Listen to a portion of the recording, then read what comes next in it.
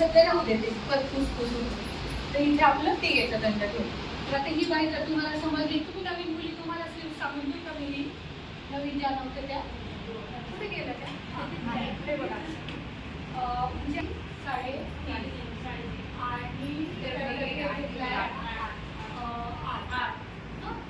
आता बघा 0 ते 1 आपण काय घेतले तुम्ही लिहून घेत काय ना ते 0 ते 1 घेतलं स्लीवची लेंथ उंची प्लस 1 इंच ते किती झालं 3.5 प्लस 1 इंच म्हणजे 4.5. 0 ते 1 आपण घेतलं 4.5.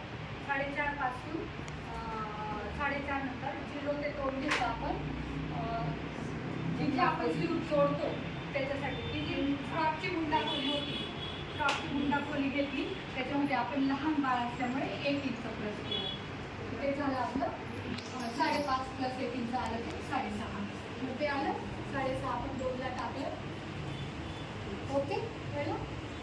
नंतर तिथे 0 ते 1 आपण सेंटर काढला कशासाठी फिश काढण्यासाठी मुंडा फ्रंट आणि बॅक मुंडा काढण्यासाठी.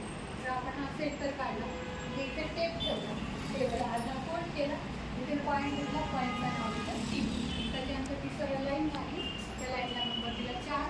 त्याच्या पुढून 1 इंच आत आलं त्याला नंबर दिला 5.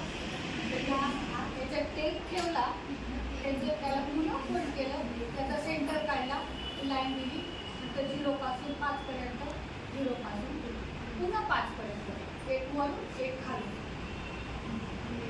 1 वरून 1 खाली वरचा जो आहे तो मागचा मुंडा पुढचा जो आहे तो एकीचा मुंडा इथपर्यंत कळलं.